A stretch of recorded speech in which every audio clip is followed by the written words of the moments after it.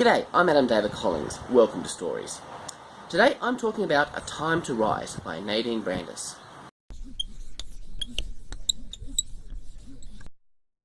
A Time to Rise is the third and final instalment in the Dystopian Out of Time series. It picks up right after the devastating final page of A Time to Speak. The start is thrilling and intense. It dials right up to 10 from the start. Our hero Parvin regroups with her friends and allies. She has a new plan. It's bold, but it would change the face of her society forever, if she can pull it off. This book gives us a wider view of the story's world. A lot of the action takes place in Russia, which is a far cry from the familiar settings of Unity Village, Prime and Ivanhoe. Along the way we meet colourful characters, some friendly, others less so. There's some fun technology in this book. The special suits that give you abilities and the projected wall technology both feature strongly in A Time to Rise.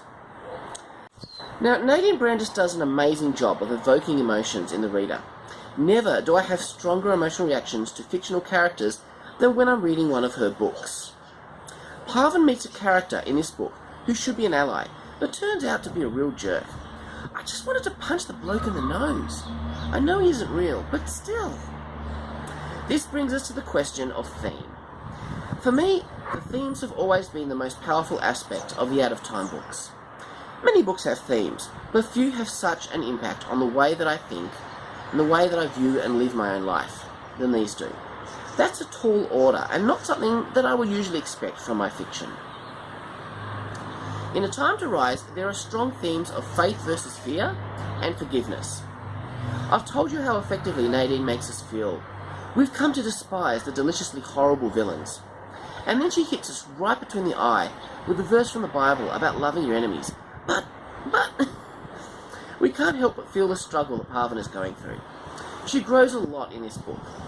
As a reader, I look at the journey she's followed since the start of book 1, and I can't help but feel immensely proud of her, kind of like a big brother. The other big area of growth for Parvin is that of faith. Now, all Christians will say they trust God, but for that to be really true, you have to let go of fear and worry.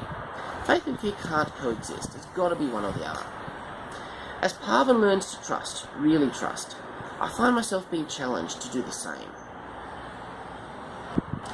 Now, not all the character arcs in this story work out quite so nicely. We see characters falter and fall. These people have been treated very badly, and not all of them learn to let go in the same way that Parvin does. There are some tragic moments, but woven through it all is the idea of hope. Hope permeates everything. That's what makes this trilogy special and unique amongst the massive dystopian stories. So, A Time to Rise serves as a satisfying and exciting end to the trilogy. I would recommend this series to anyone. It's very accessible, more so than most speculative stories. I think will have a very wide appeal. I'd like to thank Nadine Brandes for the impact that these books have had on me, and to acknowledge that I received a free advance copy of this book in exchange for an honest review. Thanks for watching. If you'd like to get more news on great speculative stories like this one, then please subscribe to my channel. Or you can join my email list at adamdavidcollins.com and get a free story. Catch you next time.